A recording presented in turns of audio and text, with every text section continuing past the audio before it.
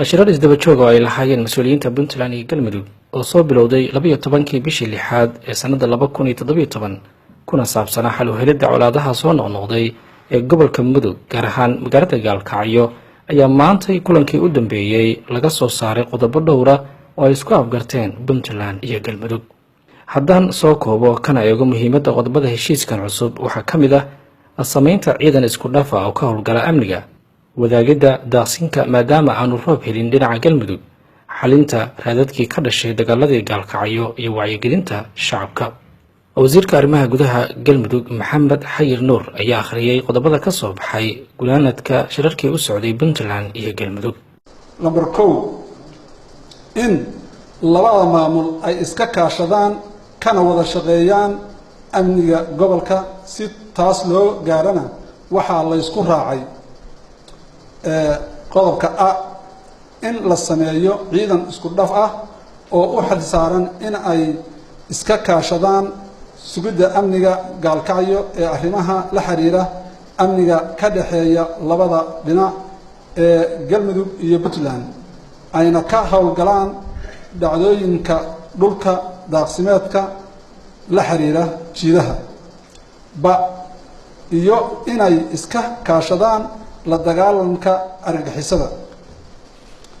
Lambar 2 in si nabad ah lagu wada daaqo naqa iyadoo loo fududeynayo dadka reer Galmudug ee abaarsan in ay soo galaan dhulka naqu ka da'ay ee Puntland in dadka reer Galmudug ee u naq raacaya deegaanada Puntland aysan hub la soo gelin gudaha Puntland, in Puntland ay si waafaqsan dastuurkeeda mas'uul ka tahay ilaalinta naf iyo maalba dadka Soomaaliyeed ee degan dhulka Puntland ka arrimiso oo ay ku jiraan dadka reer Galmudug ee u soo hayaamay daaqsinta. in tallaabo sharciga waafaqsan laga qaado ciddii geysata faldambiyeed lidi ku ah amniga xasiloonida iyo nabad ku wada noolaanshaha dadka gobolka Mudug iyo magaalada. in labada maamul ay ka wada shaqeeyaan xalinta wixii raadad ka haray dagaaladii horay uga dhacay Gaalkacyo sida wadooyinka xiran. 7 in labada maamul ka wada shaqeeyaan sidii loo gaari lahaa dib u heshiisiin dhammaystiran mustaqbalka insha Allah.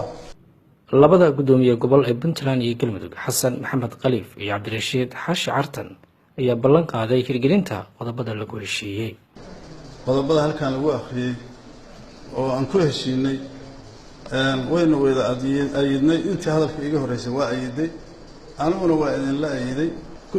Galmudug waa abaarsan tahay open buu idin yahay Puntland soo dhawaada qodobkaas kaliya oo maaragtay wixii gudaha galaya hubiyay la gelina maslaxad bay inoo tahay inagu oo dhan idinka iyo annagaba. anagu waxaan ballan qaadaynaa inaan sida odayaasha u ballan qaadeen inaan maamul ahaan aan gundaha u dhigi doono oo aan nabadda u guntan doono maxaa yeelay ayada naas loo wele waxaan halkaan ka cadeynaynaa odayaasha dhaqanka inay yihiin dadkii gobolka Mudug nagala soo shaqeeyay muddada dheer oo xaqiiqo ah waa bil Ramadaan been ka sheegay ayadoo xabadda dhacaysa meel walba nala galayeen ciidamada babinayeen.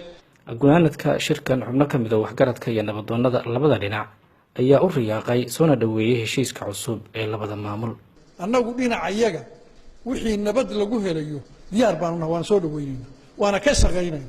maamulada ay ku soo dhaweeyeen waa soo dhaweeyay waxaana leeyahay waa la weydagi doonaa ilmuhuna way isku tagi doonaan hana la isku dhibriyaan leenahay. Cabdinaasir Maxamed Cali, telefishinka qaranka Soomaaliyeed, Gaalkacyo.